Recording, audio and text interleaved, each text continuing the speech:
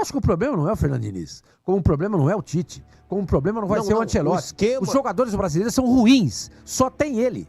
Eu espero que hoje tenha terminado a passagem do pior treinador da seleção brasileira em toda a sua história. Treinador interino, que era o Ramon, depois ele passa para o segundo treinador interino, que é o Fernando Diniz, e nós temos a pior temporada da história do futebol brasileiro. Em 2023, vimos simplesmente a maior desorganização técnica da seleção brasileira. Ontem ficou muito claro que a incompetência está em todas as esferas da CBF. Desde o comando lá de cima até a comissão técnica, passando pelos jogadores, pela organização, tá por todo lado. E graças a isso tivemos que amargar 3 derrotas incrivelmente ridículas em seleções que não ganhavam do Brasil há muito tempo.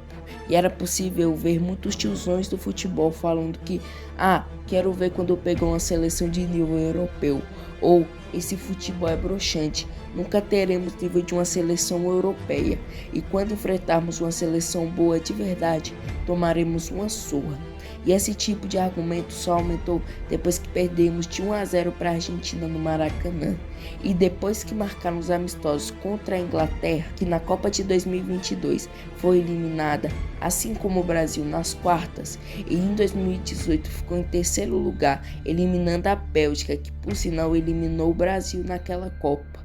O trem inglês perdeu para a vice-campeã Croácia. Uma virada arrepiante que, enfim, você já deve conhecer como é que é.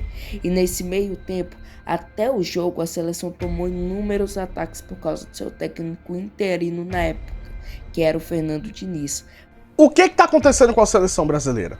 Resultados completamente pífios, atuações completamente desastrosas, quinta colocada nas eliminatórias e acumulando resultados assim que a gente não via há muito tempo, como por exemplo, a Colômbia nunca havia ganhado do Brasil, o Brasil não perdia nas eliminatórias desde 2016, então é preciso sim ser questionado sobre por que isso está acontecendo. Porém, após o anúncio que o Dorival Júnior, que no momento é e ainda continua sendo o atual campeão da Copa do Brasil, seria o técnico atual da seleção brasileira, talvez tenha sido um pouco de ar para as narinas brasileiras, pois, com todo o respeito ao atual técnico campeão da Libertadores, é meio ilógico ele ser técnico da seleção. A decisão dele ser técnico da seleção foi simplesmente uma das piores que eu já vi na história da seleção brasileira. Espero que hoje Fernando Diniz tenha se despedido da seleção brasileira. Ele pode ser ótimo treinador para clube, mas já mostrou que para a seleção não dá. Ele faz escolhas erradas, escala o time errado e faz alterações erradas. Diniz, seja feliz no Fluminense. Na seleção, seu ciclo tem que ter acabado hoje. Só ficando atrás do Neymar não bater o primeiro pênalti contra a Croácia na Copa de 2022.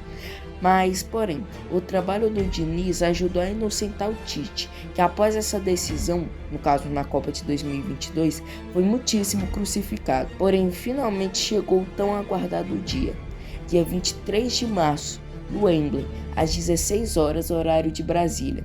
O Brasil e a Inglaterra se enfrentavam. Simplesmente o primeiro confronto de Dorival Júnior no comando da seleção. E finalmente o Brasil mostrou para o que veio? Incrivelmente sim. Endrick, com apenas 17 anos, abriu o placar e fez o único gol do jogo, dando a primeira vitória da era Dorival Júnior na seleção brasileira. Enfim, o Brasil fazendo um jogo digno de seleção brasileira. Parece que finalmente a seleção já está entrando nos trilhos. Na atuação em questão, muitos jogadores foram muito bem. E os mesmos que não foram bem com o Diniz, uma coisa é fato: a seleção não é aquela milésima maravilha do mundo. Longe disso. Porém, para o atual maior campeão de Copas do Mundo, é muito importante pôr medo de volta em nossos adversários, pois ninguém respeitava o Brasil. E além disso, nós temos que pôr respeito, pois assim como a Inglaterra retratou para eles, é uma honra jogar contra o país do futebol, pois é isso que representamos, e sem contar que realizamos quase um marco histórico. Além de, depois de 15 anos, voltarmos a ganhar da Inglaterra, pois a última vez que isso aconteceu foi lá em 2009, voltamos a ganhar sem o Neymar, finalmente. E é algo que a crítica, na maioria, subestimava. pois é possível ver a queda drástica da seleção brasileira sem o Neymar.